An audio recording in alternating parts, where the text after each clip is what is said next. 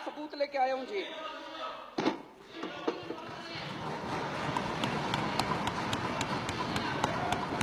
ये कागज मेरे कागज नहीं है जी, ये इनकम टैक्स डिपार्टमेंट के कागज हैं। इनकम टैक्स डिपार्टमेंट ने 15 अक्टूबर 2013 को आदित्य बिड़ला ग्रुप के ऊपर रेड हुई। उस रेड में इनकम टैक्स डिपार्टमेंट में रेड होती है, वो वहां से सारे उनके कागज उठा के लाते हैं। वापस आने के बाद इनकम टैक्स डिपार्टमेंट अपनी एक रिपोर्ट बनाता है उन कागजों के आधार पे, जिसको अप्रेजल रिपोर्ट कहते हैं। ये अप्रेजल रिपोर्ट है इनकम टैक्स डिपार्टमेंट की उस रेड की। उस रेड में उनके अकाउंटेंट से पूछा इनकम टैक्स वालों ने, अकाउंटेंट का नाम कोई सक्सेना था। सक्सेना ने कहा जी मैं हवाला का पैसा लेके आता हूं, मेरे बॉस हैं उनका नाम शुभेंदु अमिताभ है, वो जिस जिसको कहते हैं फिर मैं उनको पैसा जाके बांट देता हूं। शुभेंदु अमिताभ बिड़ला ग्रुप के ग्रुप एग्जीक्यूटिव प्रेसिडेंट थे। शुभेंदु अमिताभ के लैपटॉप, फोन, ब्लैकबेरी सब चेक किए गए तो उनके लैपटॉप से एक एंट्री मिली। ये एंट्री है 16 नवंबर 2012 की। इसमें लिखा हुआ है गुजरात सीएम 25 करोड़ रुपए। गुजरात सीएम के आगे 25 करोड़ रुपए, ब्रैकेट में लिखा है 12 डन, 12 दे दिए, रेस्ट क्वेश्चन मार्क। तो शुभेंदु अमिताभ का स्टेटमेंट लिया गया, उनसे पूछा गया जी ये गुजरात सीएम का क्या मतलब है। उनका जो स्टेटमेंट है, ये स्टेटमेंट की कॉपी है जो शुभेंदु अमिताभ का स्टेटमेंट लिया गया। स्टेटमेंट में उनसे पूछा गया ये गुजरात सीएम का क्या मतलब है। गुजरात सीएम कौन था उस टाइम? नरेंद्र मोदी जी, 2012 में। तो उनसे पूछा गया गुजरात सीएम का क्या मतलब है। बोले जी गुजरात सीएम का मतलब है गुजरात एल्कली केमिकल्स। तो उनसे पूछा गया ये गुजरात एल्कली केमिकल कैसे हो गया, सी और एम का क्या मतलब है, दूसरे क्वेश्चन में पूछा गया। तो बोला जी गुजरात एल्कली केमिकल्स। तो फिर तीसरे क्वेश्चन में उनसे पूछा गया भाई क्या आपने इसके पहले कभी गुजरात एल्कली केमिकल की शॉर्ट फॉर्म गुजरात सीएम कहीं भी अपने नोट्स में इस्तेमाल की है या इसके बाद कभी की है? कहते ना। उनसे पूछा गया कि क्या आपकी कंपनी में कोई गुजरात एल्कली केमिकल को शॉर्ट फॉर्म में गुजरात सीएम लिखता है? बोला ना।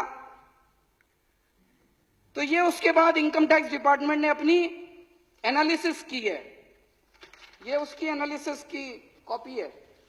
एनालिसिस में इनकम टैक्स डिपार्टमेंट लिखता है considering the highly incriminating nature of transactions in the data retrieved from the laptop and hard disk of Shubhendu Amitabh and evasive replies and unsubstantiated claims made by him, it would be imperative for the assessing officer to scrutinize the data available in seized documents, including the laptop and hard disk, and determine the quantum of income concealed by Shri Shubhendu. इसका मतलब income tax department कह रहा है ये झूठ बोल रहा है। अप्रेजल रिपोर्ट उसके बाद असेसिंग ऑफिसर के पास जाती है और असेसिंग ऑफिसर फिर 2 साल लगा के उसकी इनकम का असेसमेंट करता है, ऑर्डर करता है। अक्टूबर 2013 में रेड हुई थी, उसके बाद 6 महीने बाद इनकी सरकार आ गई। तो असेसिंग ऑफिसर की हिम्मत नहीं थी जो इसकी जांच कर सके उसके बाद, तो इसकी कोई जांच नहीं हुई उसके बाद। और अब ये केस को रफा दफा करने की कोशिश की जा रही है। सेटलमेंट कमीशन में इस केस को भेज दिया और बहुत जल्दी ये केस खत्म होने वाला है। इस केस को रफा दफा करने की कोशिश की जा रही है। एक और बड़ी मजे की बात है, इसी रिपोर्ट के अंदर बिड़ला ग्रुप के जो पेंडिंग प्रोजेक्ट हैं गुजरात सरकार में, उनकी लिस्ट दी हुई है। इससे शक पैदा होता है कि आप ये पैसे ये काम करवाने के लिए दिए गए थे क्या? इसमें लिखा है levy of stamp duty matter has been taken up at the principal secretary level and through the honourable chief minister's office deputy collector stamp has been instructed from Gandhinagar not to initiate any action. मतलब कि मुख्यमंत्री दफ्तर, गुजरात के मुख्यमंत्री दफ्तर ने stamp duty ना लेने के आदेश दे दिए हैं। इनको गैस की जरूरत थी तो इसमें लिखा है गैस के लिए भी बात हो गई है। तो जो जो काम पेंडिंग थे गुजरात सरकार में उनकी सबकी लिस्ट दी हुई है। तो एक मन में यह शक होता है ये 25 करोड़ रुपए ये सारे काम करवाने के लिए पैसे दिए गए थे क्या? इसी के अंदर मोइली साहब की भी पैसे का लेन देन का है, जयंती नटराजन का भी पैसे का लेन देन का है। लेकिन सबसे बड़ी मजे की बात यह है, ये रेड हुई थी 15 अक्टूबर 2013 को। उस टाइम केंद्र में कांग्रेस की सरकार थी। कांग्रेस की सरकार को अगर नरेंद्र मोदी जी का नाम किसी इनकम टैक्स की रेड में मिला कि उन्होंने 25 करोड़ रुपए के लेन देन का बात है, तो कांग्रेस वालों ने तो पूरे देश में हंगामा मचा देना चाहिए था। तब तक ये प्रधानमंत्री कैंडिडेट अनाउंस हो चुके थे, कांग्रेस वालों ने भी कुछ नहीं बोला। तो इसका मतलब कुछ ना कुछ तो डील हुई कांग्रेस और बीजेपी वालों के अंदर। कुछ ना कुछ कांग्रेस वालों को लगा होगा कि भाई अब इनका आना तो पक्का है, इनसे डील कर लो भाई, जब तुम आओगे तो रॉबर्ट वाड्रा का ख्याल रखना। तभी रॉबर्ट वाड्रा के खिलाफ कुछ हो नहीं रहा। ये तो पक्का बता रहा हूं, नरेंद्र मोदी जी का नाम है इसके अंदर। अभी एक और इसी तरह का इंसिडेंट हुआ। अगर ये एक ही होता तो लगता कुछ गड़बड़ है। 22 नवंबर 2014 को सहारा के यहां रेड हुई। एक कमरे से 130 करोड़ से ज्यादा का कैश मिला। वहीं पे कुछ कागज मिले, उन कागजों में भी नरेंद्र मोदी जी का नाम है। मेरे पास सारे कागज आए नहीं, इसलिए वो कागज आज रख नहीं रहा। अभी कुछ कागज आने बाकी हैं, कुछ ही कागज आए हैं। जब सारे कागज आएंगे तो दोबारा अगले सेशन में रखेंगे। लेकिन मोटे मोटे तौर पे मुझे तो पता चला है कि लगभग 400-500 करोड़ रुपए देने की बात है उन कागजों के अंदर। और कई नेताओं के नाम है, कई मुख्यमंत्रियों के नाम है देश के, उनमें नरेंद्र मोदी जी का नाम भी है। तो अभी सारे कागज आए नहीं है, सारे कागज आएंगे तो आपके सामने रखेंगे। लेकिन इसकी अब जांच कौन करेगा? भारत के इतिहास में शायद आजादी के बाद पहली बार ऐसा हुआ है कि किसी प्रधानमंत्री का काला धन का जो खाता, बही खाता, हर बड़ा जो भी बड़ा उद्योगपति खरबपति होता है उसका एक नंबर का खाता होता है और एक काले धन का खाता होता है। इतने करोड़ों का पैसा ऐसे ही थोड़ी दे देते हैं। काले धन के खातों के अंदर किसी प्रधानमंत्री का बाय नेम नाम आता हो, मुझे लगता है आजादी के बाद पहली बार ऐसा हुआ है।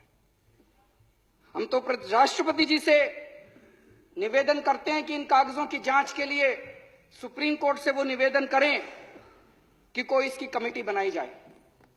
लेकिन मैं ये कहना चाहता हूं, पिछले 4 दिन से देख रहा हूं जिस तरह से आम जनता लाइनों के अंदर लगी हुई है और उनको कभी उनका मजाक उड़ाया जाता है, उनको कहा जाता है ये 2G वाले लगे हुए हैं, कोयला घोटाले वाले लगे हुए हैं, और कभी उनको देशभक्ति का पाठ पढ़ाया जाता है कि 3 घंटे लाइन में लग लिए तो क्या हो गया, देशभक्ति करो। ये जनता तो 125 करोड़ तो करे देशभक्ति और तुम बैठ के लो पैसे। ये नहीं चलेगा।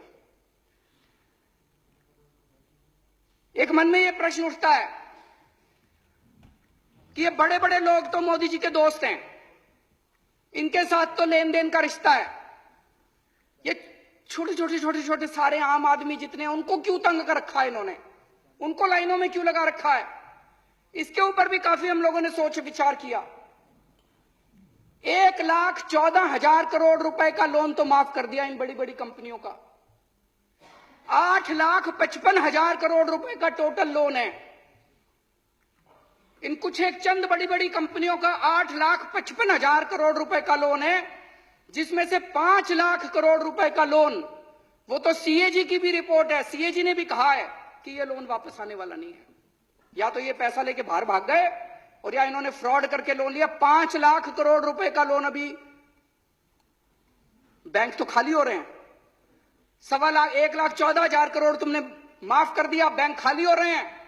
तो अब ये स्कीम लेके आए हैं 500 हजार की। अब ये छोटे छोटे लोग सारे जमा कराएंगे अपना पैसा। और कल टीवी चैनल में बीजेपी वाला बैठ के कह रहा था अब इस पैसे से भी हम लोन देंगे इन कंपनियों को। तो अब ये लोगों का पैसा सुरक्षित है कि नहीं बैंक में, ये भी एक बहुत बड़ा प्रश्न है। तो दोनों तरफ से लूट मचा रखी है। बड़े बड़े लोगों से पैसे खाते हैं और छोटे छोटे लोगों को लाइन में लगा के उनकी जिंदगी की सारी सेविंग्स बैंकों में चली जाएगी और ये उठा उठा के 15-20 बड़े बड़े उद्योगपतियों को उठा के बैंकों में दे देंगे और फिर विजय माल्या की तरह उनको देश से भगा देंगे। मैं कहना चाहता हूं प्रधानमंत्री जी, आप अमीरों के प्रधानमंत्री हैं, आप अपने दोस्तों के प्रधानमंत्री हैं, आप काला धन वालों के प्रधानमंत्री हैं, आप गरीबों के दुश्मन हैं। जिस तरह से आज गरीबों की मुंह से निवाला छीन लिया, आप कहते हो कड़वी चाय पी रहा है एक गरीब आदमी, आपने काला धन की कड़वी चाय पिलाने के नाम पे उनको जहर पिला दिया आज पूरे देश के लोगों को।